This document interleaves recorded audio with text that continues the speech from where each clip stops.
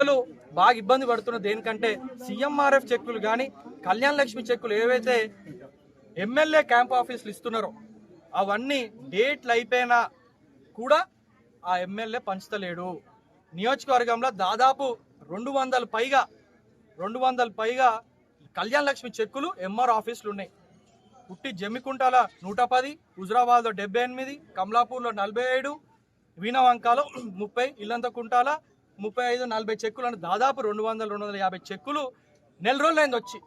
ఇంతవరకు ఆ ఎమ్మెల్యే కనీసం ఆ చెక్కులు డిస్ట్రిబ్యూట్ చేయాలి, పంచాలి అని చెప్పి సొయ్య కూడా లేదు అతనికి.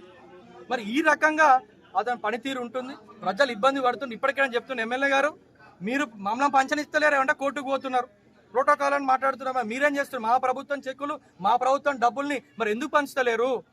ఇప్పటికీ వచ్చిన సంవత్సరం లోపలనే దాదాపు సీఎంఆర్ఎఫ్కి 1000 కోట్లు ఖర్చు చేసినాం. ఏది ఉట్టి సీఎంఆర్ఎఫ్ చెక్కులు మొత్తం రాష్ట్రంలో. మరి మేము మా ప్రభుత్వం రేవంత్ రెడ్డి గారు ఇచ్చే డబ్బులు కూడా నువ్వు పంచలేకపోతే సొయ్య లేకుండా ఉంది.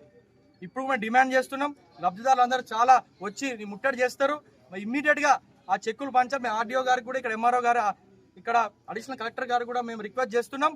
దయచేసి బెనిఫిషరీస్ ఆఫీస్కి వస్తే మీరు అధికారిక పరంగానే వాళ్ళు సంతకాలు తీసుకొని ఆ చెక్కులు ఇవ్వాలని చెప్పి మేము ఇక్కడ అధికారులకు కూడా మేము ఇన్స్ట్రక్షన్స్ కూడా వాళ్ళకి మేము రిక్వెస్ట్ చేసి కూడా జరిగింది. ఎందుకంటే ఎమ్మెల్యే ఇక్కడ పట్టించుకుంటలేడు, నియోజకవర్గాన్ని వదిలేసి అతనికి ఏమంటే రీల్స్ ఆల్రెడీ తెలుసు, సూసైడ్ స్టార్ అతను రీల్స్లో కనిపిస్తారు కానీ రియల్ లైఫ్లో మాత్రం ఏ ఒక్క పని చేయడం అని చెప్పి నేను తెలియజేస్తూ ఈ కార్యక్రమానికి ఇక్కడ ఇంత పెద్దగా వచ్చిన మా మిత్రులందరికీ, కాంగ్రెస్ పార్టీ కుటుంబ సభ్యులకి, ఉప్పల్ ప్రజలందరికీ మరొకసారి ధన్యవాదాలు, కృతజ్ఞతలు తెలియజేస్తాను.